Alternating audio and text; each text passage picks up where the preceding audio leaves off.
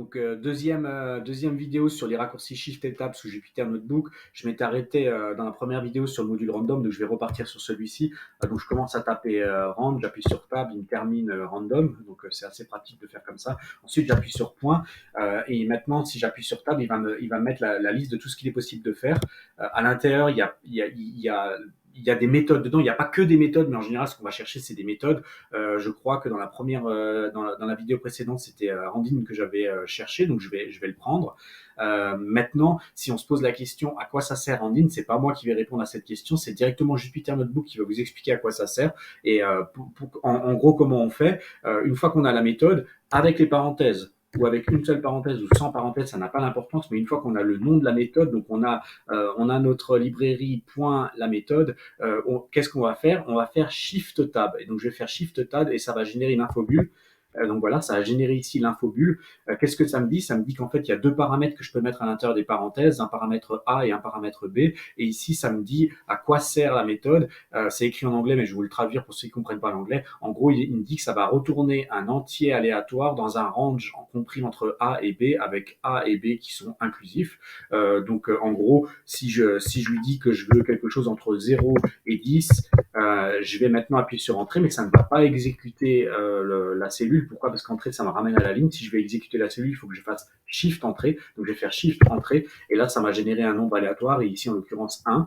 Maintenant, si je veux faire la même chose, avec une autre librairie, et là j'avais Pandas, donc je vais utiliser Pandas. Je vais commencer à taper Pandas, je vais appuyer sur point, et maintenant je vais appuyer sur Tab pour qu'il me liste tout ce qui est possible avec Pandas, et il y a un paquet de choses qu'on peut faire avec Pandas, et en fait vous allez voir que ça va pas fonctionner, donc je vais le faire, et il va me sortir BMP, mais il va pas me proposer toutes les méthodes possibles avec Pandas.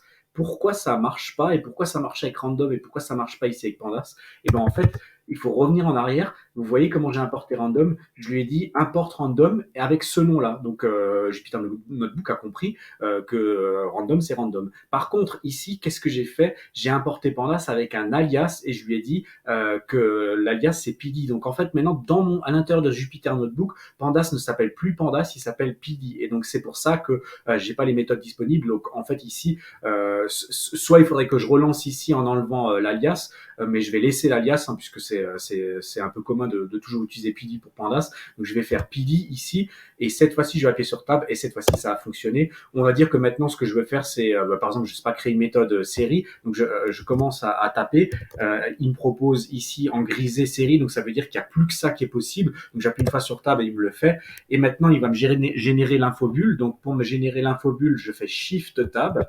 Ici, j'ai une infobulle, mais c'est pas très lisible, hein, on le voit. Je pourrais ici fermer l'infobulle. Je pourrais ici, avec ça, agrandir l'infobulle. Ici, si j'appuie ici, je pourrais le montrer dans un autre onglet. Donc, c'est possible de le faire comme ça.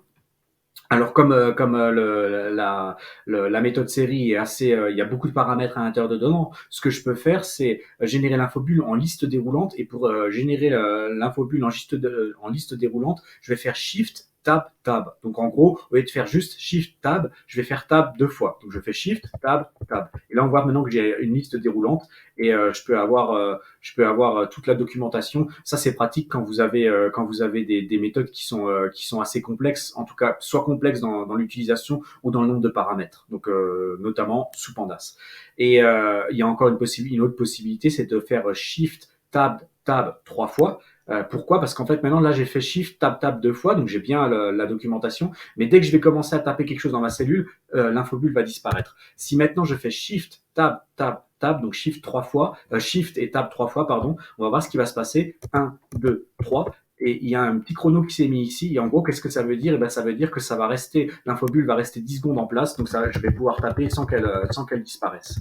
Voilà un petit peu l'idée avec l'infobulle. Maintenant, si je tape une lettre, elle a disparu. Et la dernière chose qu'on peut faire, c'est un Shift avec 4 tabs, et je vais le faire Shift 1, 2, 3, 4. Et là, maintenant, qu'est-ce que ça fait? Ça m'a généré ça m'a généré l'intégralité de la doc en dessous mon Jupyter Notebook. Je peux même maintenant, en appuyant ici, avoir un lien externe, un lien externe, pardon, et ça va m'ouvrir dans un nouvel onglet. Voilà un petit peu l'idée générale.